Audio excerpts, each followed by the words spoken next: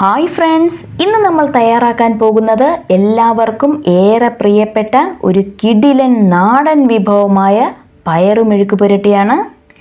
എളുപ്പത്തിൽ കുറച്ച് ചേരുവകൾ കൊണ്ട് തന്നെ വളരെ രുചികരമായി ഇത് നമുക്ക് തയ്യാറാക്കാം. This is Aishwarya. Welcome to taste with ice.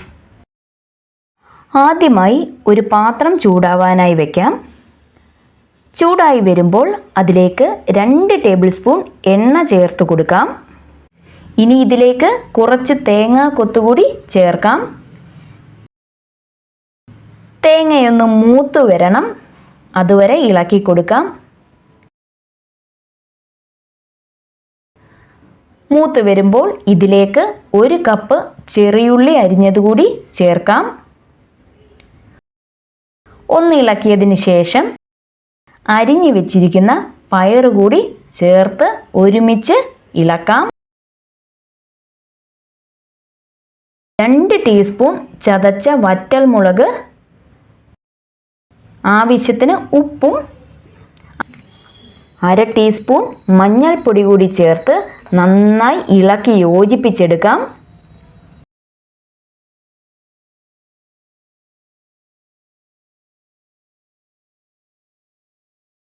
ഇനി ഇതിലേക്ക് 1 കപ്പ് നോർമൽ വെള്ളം കൂടി ചേർത്ത് കൊടുക്കാം.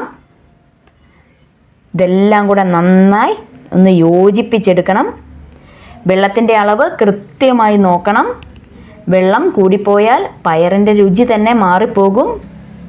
ഇനി ഇതെല്ലാം കൂടി കൂട്ടി വെച്ച് ഒരു മീഡിയം ഫ്ലെയിമിൽ 5 മിനിറ്റ് അടച്ചു വെച്ച് വേവിക്കാം.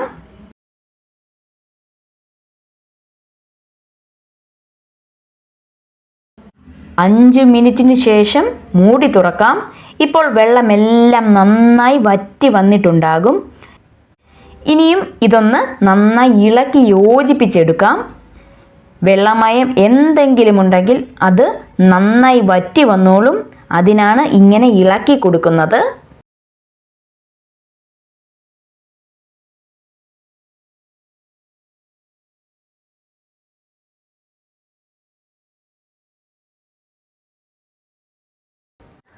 അതിനുശേഷം ഒരു 2 ടേബിൾ സ്പൂൺ എണ്ണ കൂടി ചേർത്ത് ഇളക്കി മെഴുക്ക് പുരട്ടി ഒന്ന് വരട്ടിയെടുക്കാം.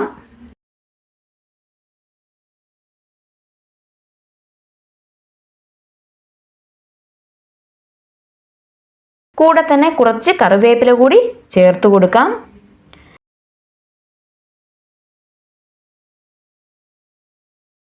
ഇതാ പയർ മെഴുക്ക് പുരട്ടി റെഡി.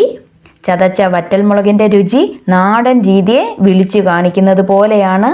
സാധാരണ ചേർക്കുന്ന മുളക് പൊടിയിട്ട മെഴുക്ക് പുരട്ടിയെക്കാട്ടിലും 10 മടങ്ങ് രുചികരമായിരിക്കും. ഇതുപോലെ ഒന്ന് തയ്യാറാക്കിയാൽ ഉറപ്പായും ഇത് ഇഷ്ടപ്പെടും. വീഡിയോ ഇഷ്ടമായാൽ ലൈക്ക് ചെയ്യൂ, സബ്സ്ക്രൈബ് ചെയ്യൂ. നിങ്ങളുടെ അഭിപ്രായം കമൻസിലൂടെ അറിയിക്കൂ. വീണ്ടും കാണാം മറ്റൊരു റെസിപ്പിയുമായി. അതുവരെ ബൈ.